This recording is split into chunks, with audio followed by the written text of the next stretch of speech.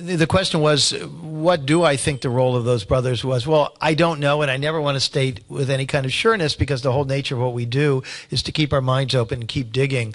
But the very fact that the FBI was so involved with him, the fact that, I mean, this letter that Grassley sent, which is in one of our articles, you have to read this. It's quite amazing. He sent a letter to Comey, the head of the FBI, asking all these questions, including, did you know who these guys were before, when you said you didn't know who they were?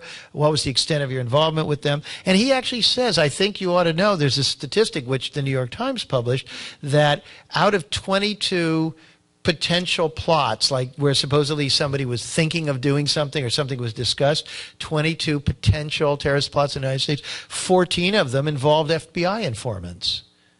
In other words, that's a majority of them, at least, were people who were encouraged to go and stir something up. And so we'll have more on our site about this. Just the other day, there's a report, all these Muslims said they were told they were going on the no-fly list unless they became informants. I mean, the FBI, throughout its history, has had thousands of these people, thousands. In Family of Secrets, I reveal an FBI program I don't think was ever known before, working with the American Legion, where the American Legion offered, I think American Legion has maybe it had like 1 million members or something, and they were going to all spy on their coworkers and stuff to see if anybody was a pinko. And they originally, it was offered to the Roosevelt administration, and they said absolutely not.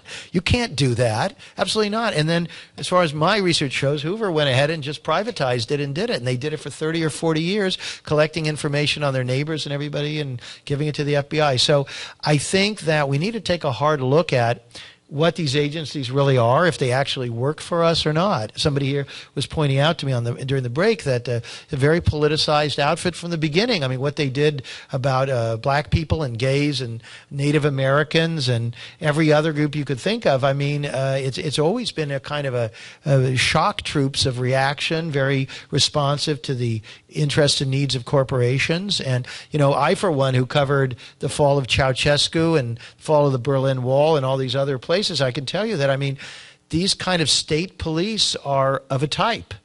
And I don't think everybody's bad in any of those outfits. They get in there as a careerist thing, or they're young and idealistic, or maybe they're in there trying to do the right thing. But then I don't mean, if any of you are in the FBI, I don't mean that you're necessarily bad. But it is a problem that they're spying on the rest of us and intimidating people. And remember the guy down in Florida? He was a friend of Tamerlan Tsarnaev, and they were interrogating him, and then they shot him dead. He was unarmed.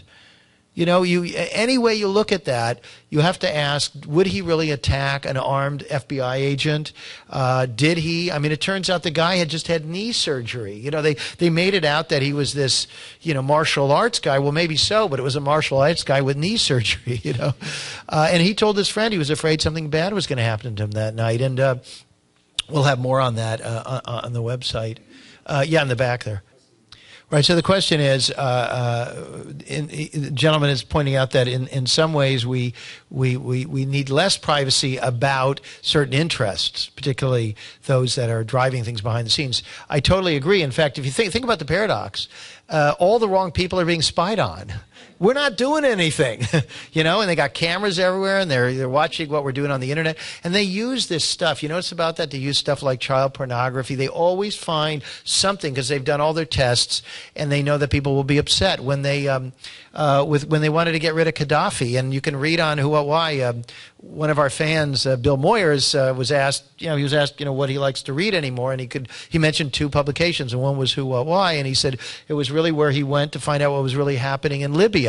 And I have to say, your favorite alternative TV show, I'm sure you know what I mean. It's a show that's on every night, and a liberal left show. They almost all their guests were in favor of bombing Libya and bombing Syria and all this, because the government, Obama's a Democrat, his base is liberal, so they had to convince everybody that this was good intervention, not bad intervention, and they did it. They pulled it off. And the thing with Gaddafi, the thing with Assad, it's the same thing. They had no problem with these people before. Those people hadn't changed at all, but the plan plan changed. And if you don't believe it, go to Who, What, Why and type in the search box General Wesley Clark and watch Wesley Clark. One is a speech he gave to an organization in San Francisco, and the other is a private interview he gave to one of our people on camera. And he says that right after 9/11, he was at the Pentagon and he was shown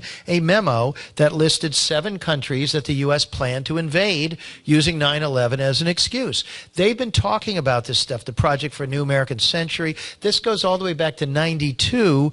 Wolfowitz and Pearl and Cheney and Rumsfeld under George H.W. Bush, they decided as soon as the Soviet Union started collapsing, they said, we can be the world's only superpower. And the key thing is we need to be able to go in anywhere we want to go in without anybody asking any questions. But they realized the American people would never go for that, and the rest of the world would never go. So they need to invent these excuses. Now, with Gaddafi, they knew that women are generally anti-war, so they made up stories about rape. And suddenly, that it is true. Women and men do care about different things. And as soon as the story went out that Gaddafi was ordering his troops to do mass rape, you could see the poll numbers shift among women. Now it's time to start bombing. And this is how cynical this stuff is, that it's all studied and it's all planned, and it works. It really, really, really works.